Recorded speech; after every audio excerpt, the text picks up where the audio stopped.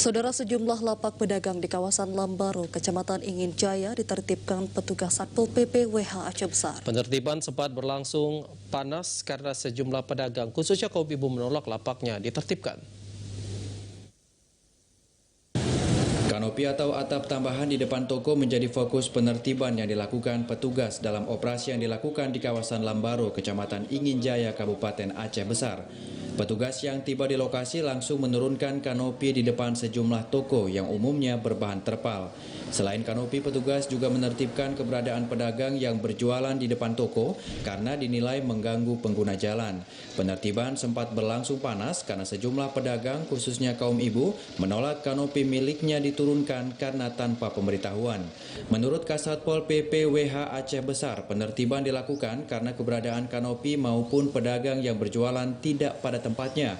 Hal ini telah merusak keindahan kawasan Lambaro yang merupakan pintu masuk ke Kabupaten Aceh Besar. Sosialisasi penertiban telah lebih dulu dilakukan, namun sejumlah pedagang masih membandel. Penertiban pasar Lambaro ini pada hari ini yang kita lakukan itu dari kawasan dari depan kantor camat itu sudah kita surati, itu 3 kali surat kita layangkan, teguran 1, teguran 2, teguran 3. Terus juga untuk penertiban hari ini juga kita layangkan surat.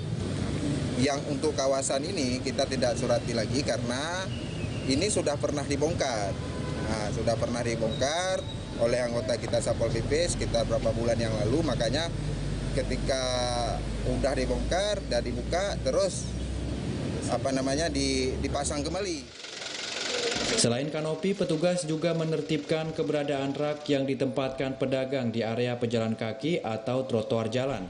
Selain kawasan Lambaro, upaya penertiban lapak rencananya juga akan dilakukan di kawasan Ketapang, Kecamatan Darul Imarah. Dari Aceh Besar, Arman Konadi, TVRI melaporkan.